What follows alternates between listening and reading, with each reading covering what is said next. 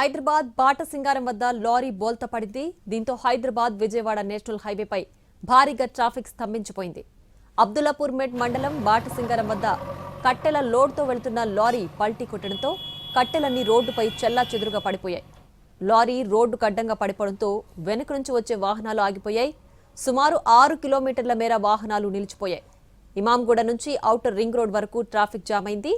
దీంతో వాహనదారులు ప్రయాణికులు తీవ్ర ఇబ్బందులు పడుతున్నారు.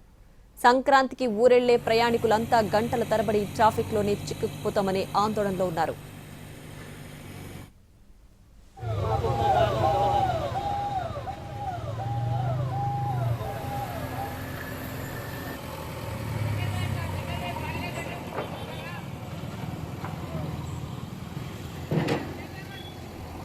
హైదరాబాద్ బాటసింగారం వద్ద లారీ బోల్తా పడింది.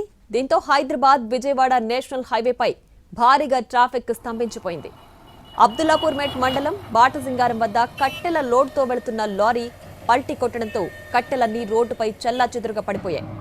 లారీ రోడ్డుకు అడ్డంగా పడిపోవడంతో వెనుక నుంచి వచ్చే వాహనాలు ఆగిపోయాయి.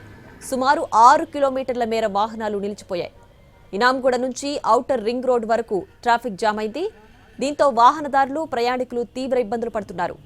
సంక్రాంతికి ఊరెళ్లే ప్రయాణికులంతా గంటల తరబడి ట్రాఫిక్లోని చిక్కుకుపోతామనే ఆందోళనలో ఉన్నారు.